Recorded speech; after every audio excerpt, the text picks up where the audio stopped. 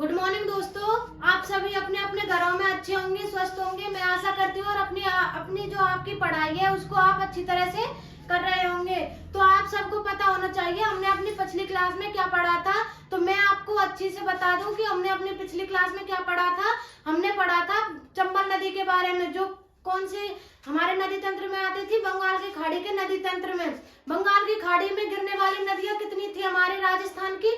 3 नदियां थी। कौन कौन सी? चंबल नदी, बाणगंगा और गंभीर नदी। इसमें से हमने पहला टॉपिक स्टार्ट किया था चंबल नदी के बारे में, जो कहां से, उसमें हमने क्या क्या पढ़ा था, उसमें पढ़ लिया था चंबल नदी के उपनाम, विशेषता और उसकी जो परियोजना लागू की गई है उसके बारे में हम चर्चा कर रहे थे। हमने किस परियोजना के बारे में बात की थी? चंबल परियोजना। चंबल परियोजना के बारे में हमने जो कितने बांध बनाए थे, उसमें बांध बनाए गए थे 4।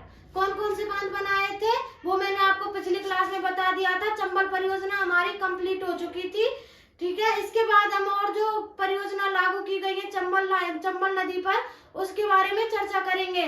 तो अपने सीधे टॉपिक पर आते हैं। आपका टॉपिक क्या होगा? चंबल नदी के बारे में सबसे मेन टॉपिक होगा हमारा चंबल नदी। चंबल नदी के बारे में हम चर्चा कर रहे थे और उसमें भी क्या किसके बारे में चर्चा कर रहे थे? चंबल नदी की जो परियोजना लागू की गई है उसमें से चंबल पाइपलाइन परियोजना। चंबल पाइपलाइन परियोजना के बारे में चर्चा करें तो यह एमपी व राजस्थान की संयुक्त परियोजना है। संयुक्त परियोजना है। एमपी और राजस्थान की क्या है? संयुक्त परियोजना। इसके बाद इसमें बात करें कि जो हमारी चंबल पाइपलाइन परियोजना है, इससे लाभान्वित है जो हमारे क्या है जिले कौन कौन से हैं, तो आपके हो जाएंगे सबसे पहले भीलवाड़ा, उसके बाद हो जाएगा शाहपुरा। भीलवाड़ा और शाहपुरा क्या है इससे चंबल पाइपलाइन परियोजना से लाभान्वित जिले। इसमें जो भैंसरोडगढ़ चित्तौड़गढ़ है, जो भैंसरोडगढ़ क्षेत्र है, कहाँ का है ये? भैंसरोडगढ़ चित्तौड़गढ़ में। वहां से इस चंबल पाइपलाइन परियोजना के तहत क्या किया जाएगा? भीलवाड़ा को पीने का जल उपलब्ध कराया जाएगा। चंबल पाइपलाइन परियोजना के तहत क्या किया जाएगा? भैंसरोडगढ़ जो कहाँ पड़ता है? चित्तौड़गढ़ में। वहां से इस परियोजना के तहत भीलवाड़ा को क्या किया जाएगा? पीने का जल उपलब्ध कराया जाएगा, जिससे कि जो हमारा भीलवाड़ा है वो पीने का जल प्राप्त कर सके।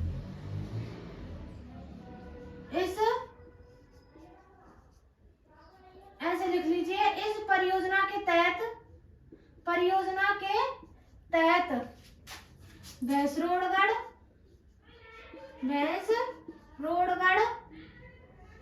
भैंसरोडगढ़ कहाँ पड़ता है अपना? भैंसरोडगढ़ चित्तौड़गढ़ में। भैंसरोडगढ़ चित्तौड़गढ़ से भीलवाड़ा को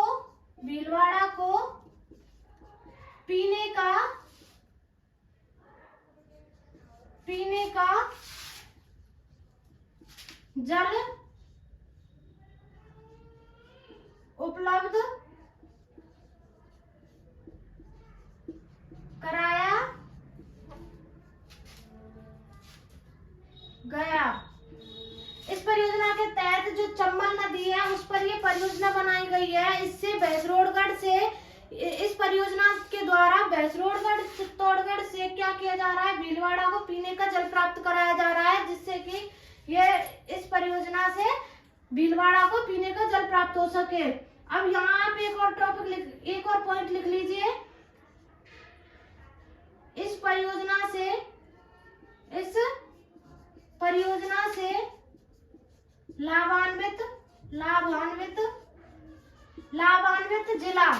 लाभान्वित जिले कौन कौन से हैं? तो शाहपुरा और शाहपुरा और भीलवाड़ा क्या है इससे लाभान्वित जिले। इसके बाद हमारी जो दूसरी पाइपलाइन परियोजना है उसके बारे में राहू घाट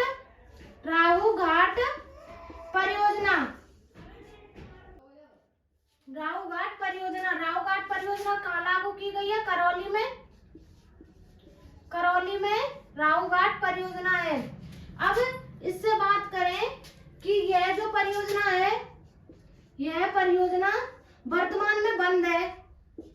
वर्तमान में क्या कर दी गई है? बंद।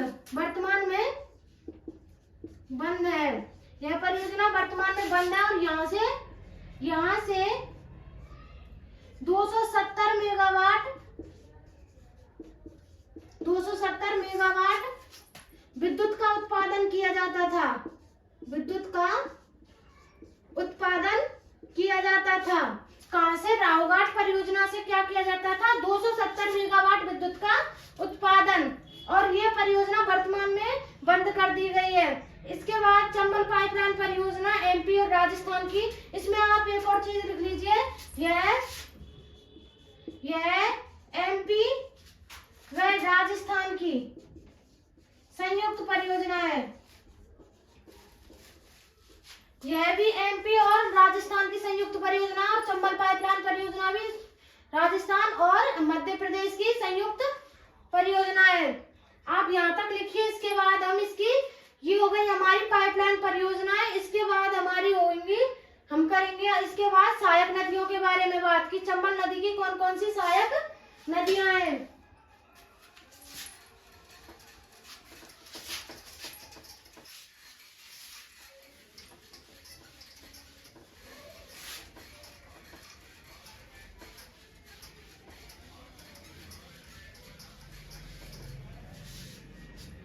इसके बाद आप देखिए, इसकी जो चंबल नदी की सहायक नदियां उसके बारे में हम चर्चा कर लेते हैं। सहायक नदियां कौन कौन सी है चंबल की? तो आप सबसे पहले देखिए, चंबल नदी की सहायक नदियों में आप सबसे पहले दाईं ओर से मिलने वाली सहायक नदियों के बारे में देखिए। कौन सी? दाईं ओर से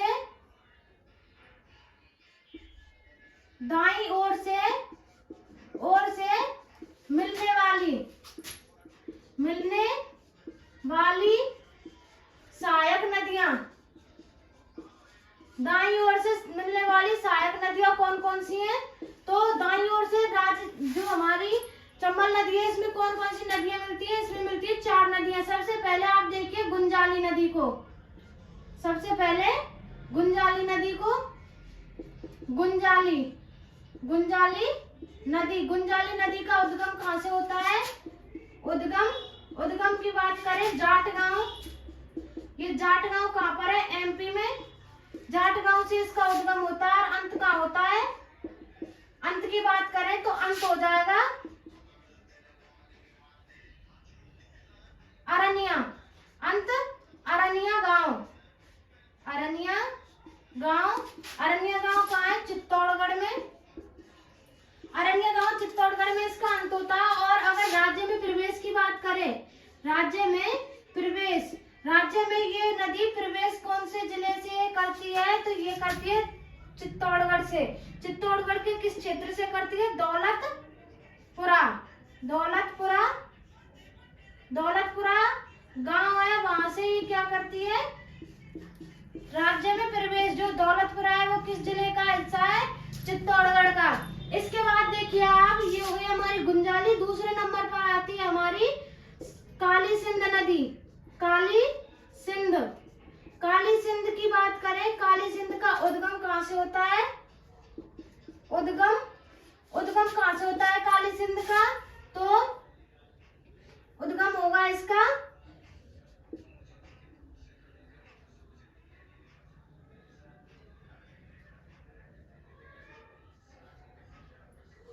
उद्गम होगा बागाली गांव और देवास क्षेत्र। बागाली गांव, देवास क्षेत्र। ये देवास क्षेत्र कहाँ है? एमपी में। बागाली गांव देवास क्षेत्र से काली सिंध नदी का उद्गम और अंत कहाँ होगा? अंत होगा बागाली गांव देवास क्षेत्र। इसका क्या होता है? यहाँ से उद्गम होता है, अंत नौनेरा गांव। नौनेरा गांव कहाँ पर है आपका? नौनेरा गांव हो जाएगा कोटा में। नौनेरा गांव कोटा से क्या होता है? नौनेरा गांव कोटा से उसका अंत होता है। और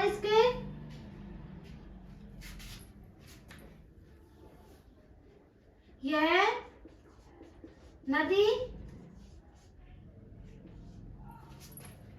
सॉरी ऐसे लिखिए कि इस नदी पर काली सिंध बांध बना हुआ है। काली सिंध बांध बना है। काली सिंध बांध कहां पर बना है? झालावाड़ में। झालावाड़ में काली सिंध बांध बना हुआ है। क्या बना है? काली सिंध बांध। इसके बाद देखिए, यह राज्य में प्रवेश कहां से करती है?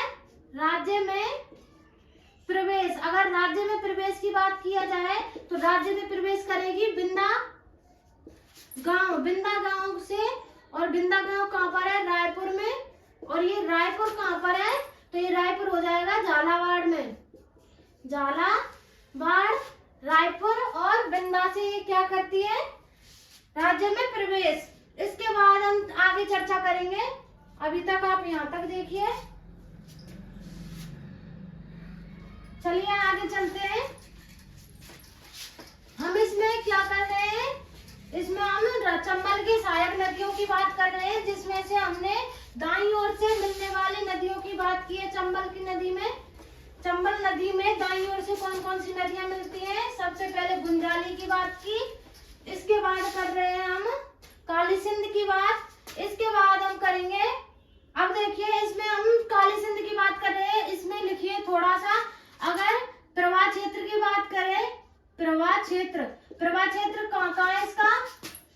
राजस्थान और एमपी, मतलब एमपी और राजस्थान में क्या है इसका? प्रवाह क्षेत्र। और राज्य में प्रवाह क्षेत्र की बात करें, राज्य में प्रवाह क्षेत्र, राज्य में कहाँ ये बहती है? राज्य में प्रवाह क्षेत्र की बात करें तो झालावाड़, कोटा, बारा। झालावाड़, कोटा और बारा। इसके बाद बात करें कि कुल लंबाई, इसकी कुल लंबाई कितनी है? कुल लंबाई 278 किलोमीटर। 278 किलोमीटर कुल लंबाई। और राज्य में लंबाई कितनी है इसकी? राज्य में लंबाई की बात करें तो राज्य में लंबाई 145 किलोमीटर। 145 किलोमीटर। इस पर एक बांध और बना हुआ है, नवनेरा बांध। नवनेरा बांध कहाँ बना हुआ है? ये भी झालरापाटन में बना हुआ है। झालावाड़ में ये बांध बना हुआ है। इसके बाद सॉरी, ये झालावाड़ में ना होकर नवनेरा बैराज बांध है। ये नवनेरा बैराज बांध ये कहाँ पर है? कोटा में। नवनेरा बैराज बांध कहाँ है? कोटा में। इसके बाद जो ये नदी है काली सिंध और आहू, काली सिंध व आहू नदी के संगम को क्या कहते हैं? नदी के संगम को सामेला कहते हैं। सामेला कहते हैं। इसके बाद जो इस संगम पर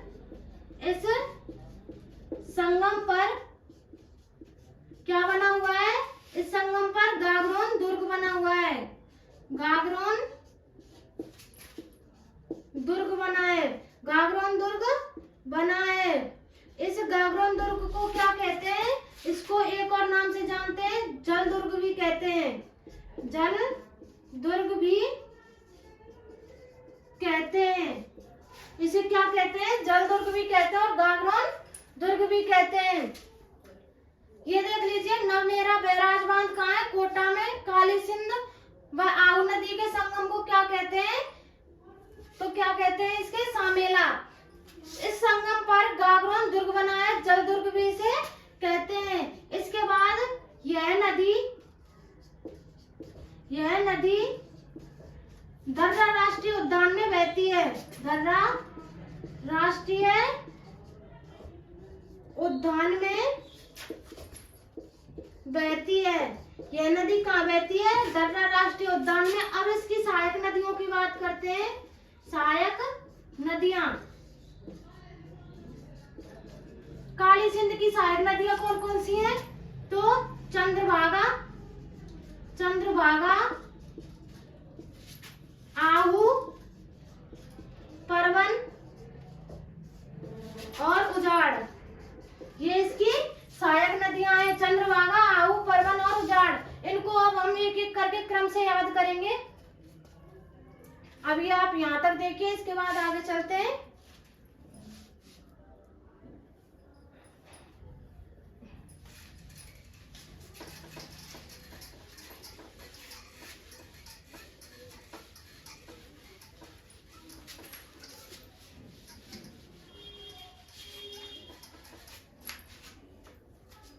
इसके बाद हम इसकी सहायक नदियों की बात करेंगे। सबसे पहले लेंगे चंद्रभागा को।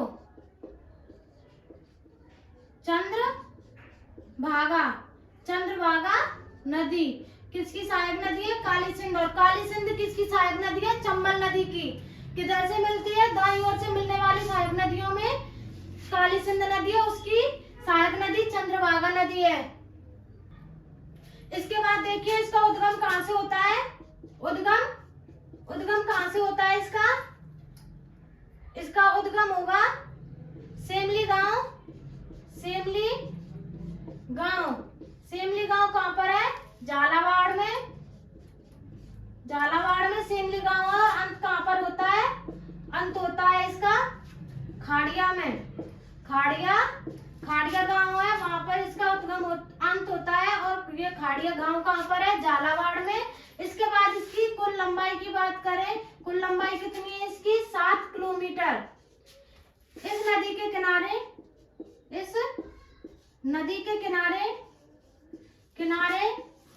झालरापाटन शहर बसा हुआ है। झालरापाटन शहर बसा हुआ है। और इस नदी के किनारे पर ही, इस नदी के किनारे पर क्या लगता है? झालरापाटन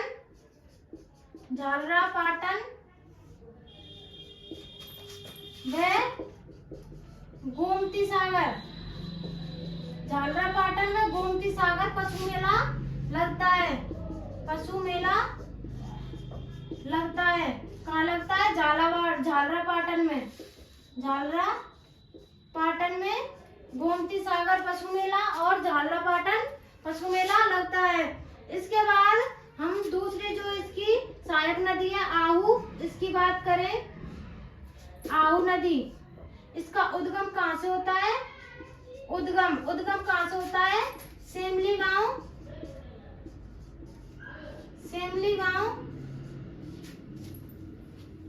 गांव है, कहाँ पर? एमपी में। इसके बाद अंत की बात करें, अंत कहाँ होगा इसका? गागरोन कहाँ पर है? झालावाड़ में इसका अंत होता है। और जो ये नदी है, यह नदी कोटा व झालावाड़ के मध्य क्या बनाती है? प्राकृतिक सीमा बनाती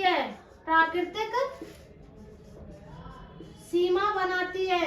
यह नदी क्या करती है? प्राकृतिक सीमा बनाती है कोटा व झालावाड़ के मध्य। इसके बाद इसकी सहायक नदियों की बात करें। इसकी सहायक नदी कौन कौन सी है?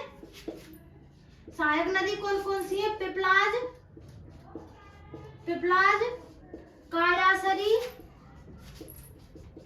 और रेवा। इसकी क्या है? ये सहायक नदियां। ये देखिए, ये हो गई हमारी 2 आहू नदी और चंद्रभागा नदी, काली सिंध की सहायक नदियां। इसके बाद इसमें एक और पॉइंट लिख लीजिए आप कि राज्य में ये प्रवेश कहाँ से करती है? राज्य में प्रवेश कहाँ से करती है? नंदपुर से ये राज्य में प्रवेश करती है। नंदपुर कहाँ पड़ता है? झालावाड़ ये देख लीजिए।